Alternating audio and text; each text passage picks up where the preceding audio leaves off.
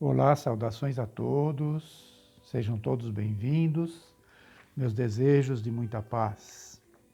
Continuando o estudo do livro Missionários da Luz, nós estamos vendo no capítulo 8, no plano dos sonhos. Paramos aqui na semana passada, numa parte em que o instrutor Alexandre explica que está vendo ali, vai haver ali uma aula, né, vamos dizer assim, um estudo no plano espiritual, onde alguns encarnados durante o sono físico se desprendem do corpo e em espírito participam desse estudo também. Ele fala que existem em torno de 300 frequentadores, né, matriculados no curso, vamos dizer assim, interessados no curso, em torno de 300 participantes.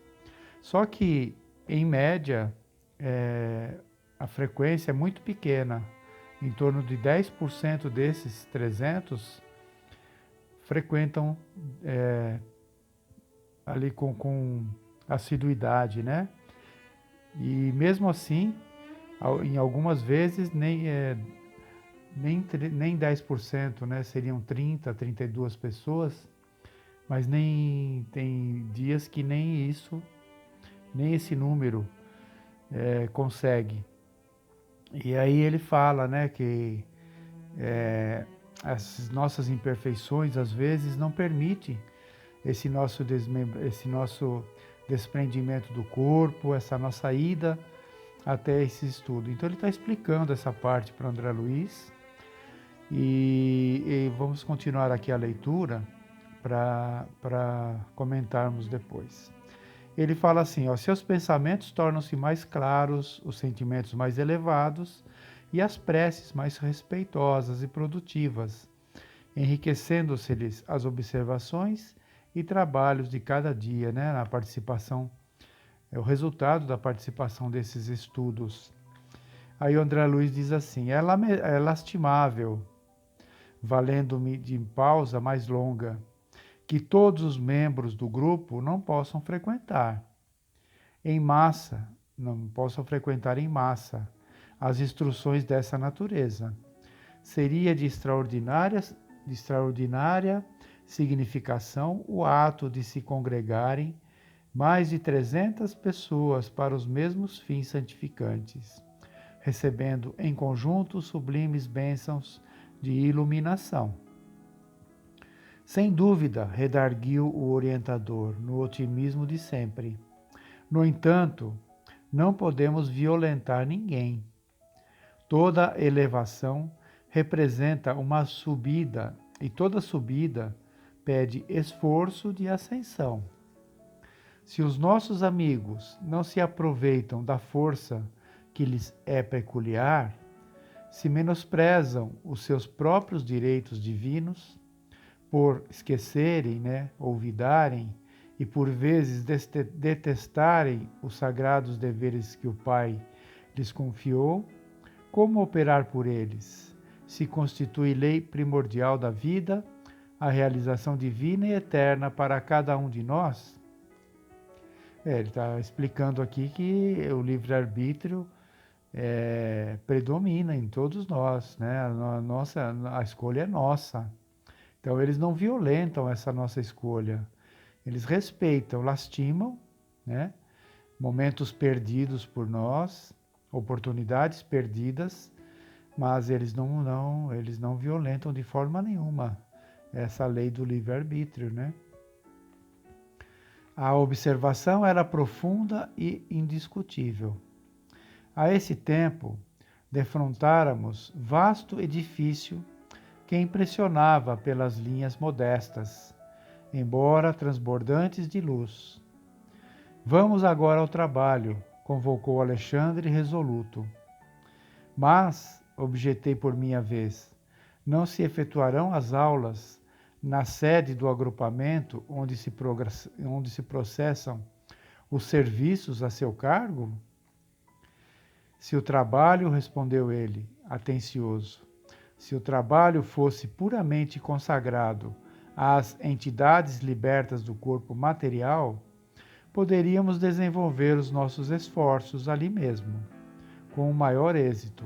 Mas, no presente caso, devemos atender a irmãos ainda encarnados, que vêm até nós em condições especialíssimas, e precisamos aproveitar os recursos magnéticos dos amigos que ainda se encontram igualmente em luta na Terra. E chegados diante da porta da entrada, onde se movimentava grande número de companheiros de nosso plano, o instrutor explicou: temos aqui uma nobre instituição espiritista, a serviço dos necessitados, dos tristes, dos sofredores. O sagrado espírito de família evangélica permanece vivo nesta casa de amor cristão, que o Espiritismo ergueu, por intermédio de uma venerável missionária do Cristo. Nossos trabalhos se desdobrarão aqui com mais eficiência, relativamente aos fins a que se destinam. Então vejam que eles farão essa reunião num centro espírita, né, numa casa fundada ali pelo Espiritismo, erguida pelo Espiritismo, pelo amor cristão que ele diz, né, que eles atendem os necessitados, os sofredores. Então, como receberão muitos espíritos ainda encarnados, eles fazem a reunião nessa casa, onde as vibrações são mais adequadas, né, para ainda os espíritos encarnados, que têm mais necessidades ainda muito materiais, muito mais grosseiras, né? E eles, como ele explica aqui, as condições nessa casa são melhores, são mais adequadas para nos receber. Como é interessante, acentuei, o fato de necessitarmos dos ambientes domésticos para instruções aos companheiros encarnados. Sim, comentou Alexandre, com elevada sabedoria. Você não pode esquecer que grandes ensinamentos do próprio Mestre foram ministrados no seio da família. A primeira instituição visível do cristianismo foi o lar pobre de Simão Pedro, em Cafarnaum.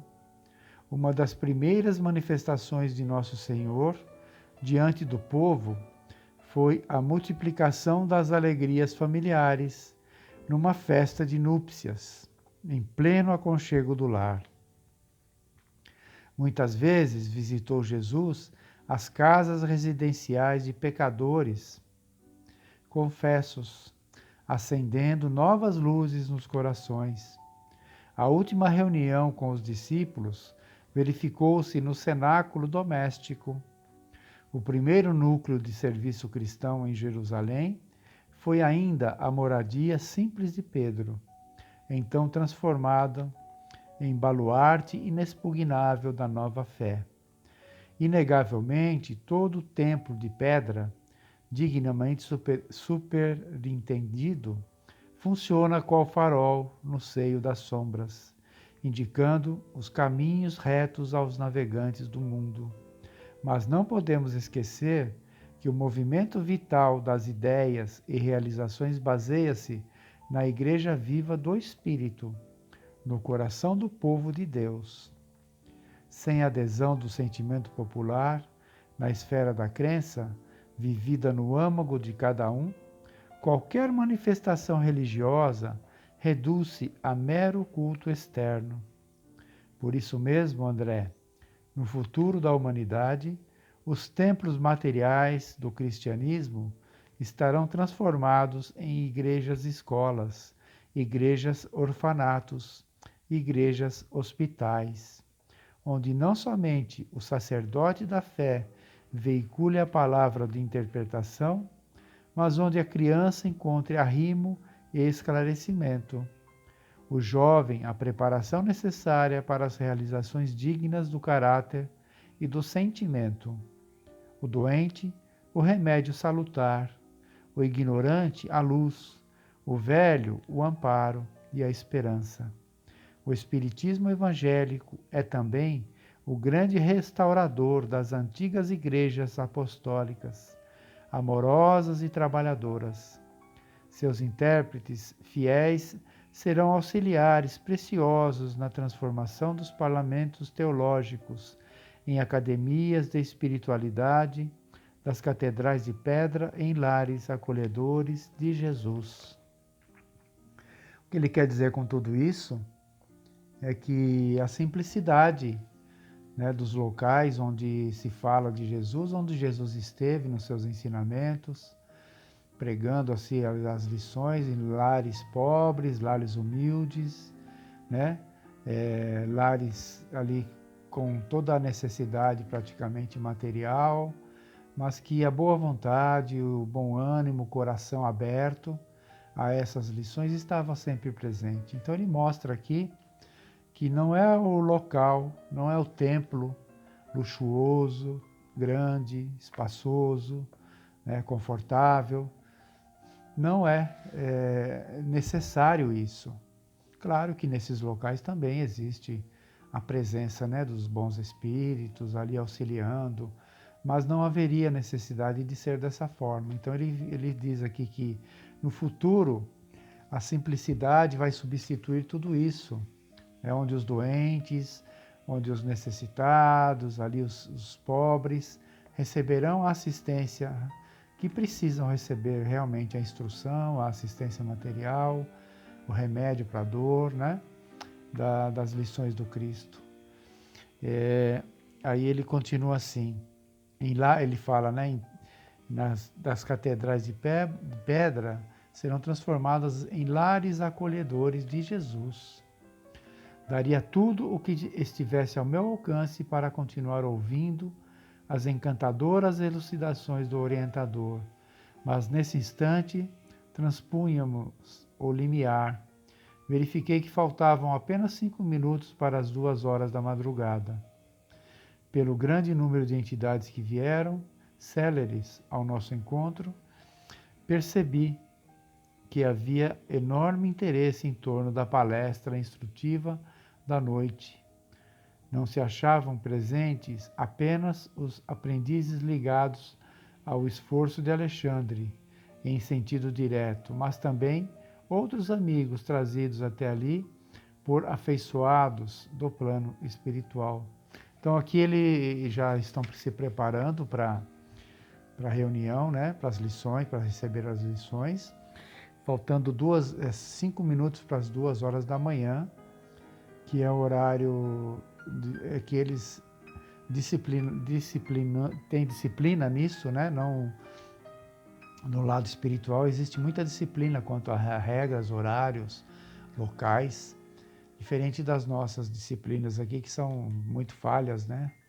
Mas eles, para aproveitar ali aqueles que estavam adormecidos, ou espíritos adormecidos que iam no corpo, que iam ser levados em espírito até lá, até essa reunião, o horário necessário da madrugada, né, do descanso físico.